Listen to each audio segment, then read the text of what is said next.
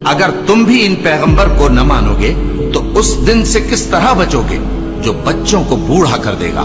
جس سے آسمان پھٹ جائے گا، یہ اس کا وعدہ پورا ہو کر رہے گا۔ شروع اللہ کا نام لے کر جو بڑا مہربان نہایت رحم والا ہے۔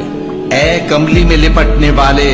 رات کو قیام کیا کرو مگر تھوڑی سی رات، یعنی نصف رات یا اس سے کچھ کم قیام کرو یا کچھ زیادہ، اور قرآن کو اچھی طرح ٹھہر ٹھہر کر پڑھا کرو۔ ہم ان قریب تم پر ایک بھاری فرمان نازل کریں گے۔ کچھ شک نہیں کہ رات کا اٹھنا نفس کو سخت پامال کرتا ہے، اور اس وقت ذکر بھی خوب درست ہوتا ہے۔ دن کے وقت تو تمہیں اور بہت سے شغل ہوتے ہیں، تو اپنے پروردگار کے نام کا ذکر کرو اور ہر طرف سے بے تعلق ہو کر اسی کی طرف متوجہ ہو جاؤ۔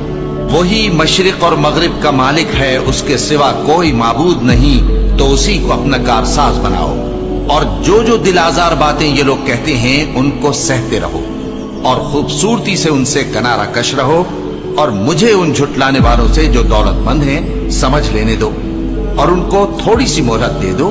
کچھ شک نہیں کہ ہمارے پاس بیڑیاں ہیں اور بڑی زبردست آگ ہے، اور گلے میں اٹکنے والا کھانا ہے، اور درد دینے والا عذاب ہے۔ جس دن زمین اور پہاڑ کانپنے لگیں اور پہاڑ ایسے بھربھرے ہو جائیں گے جیسے ریت کے ٹیلے، اے اہل مکہ، جس طرح ہم نے فرعون کے پاس موسیٰ کو پیغمبر بنا کر بھیجا تھا، اسی طرح تمہارے پاس بھی محمد صلی اللہ علیہ وآلہ وسلم ایک رسول بھیجے ہیں جو تمہارے مقابلے میں گواہ ہوں گے۔ سو فرعون نے ہمارے پیغمبر کا کہا نہ مانا، تو ہم نے اس کو بڑے دردناک انداز سے پکڑ لیا۔ اگر تم بھی ان پیغمبر کو نہ مانوگے تو اس دن سے کس طرح بچوگے جو بچوں کو بوڑھا کر دے گا،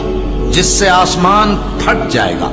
یہ اس کا وعدہ پورا ہو کر رہے گا۔ یہ قرآن تو نصیحت ہے، سو جو چاہے اپنے پروردگار تک پہنچنے کا راستہ اختیار کر لے۔ تمہارا پروردگار خوب جانتا ہے کہ تم اور تمہارے ساتھ کے لوگ کبھی 2/3 رات کے قریب اور کبھی آدھی رات اور کبھی تہائی رات قیام کیا کرتے ہو،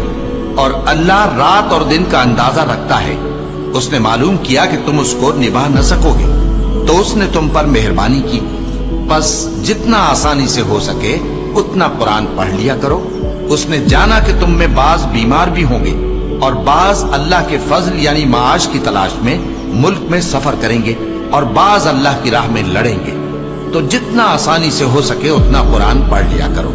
اور نماز قائم کرتے رہو، اور زکوٰۃ ادا کرتے رہو، اور اللہ کو نیک نیتی سے قرض دیتے رہو، اور جو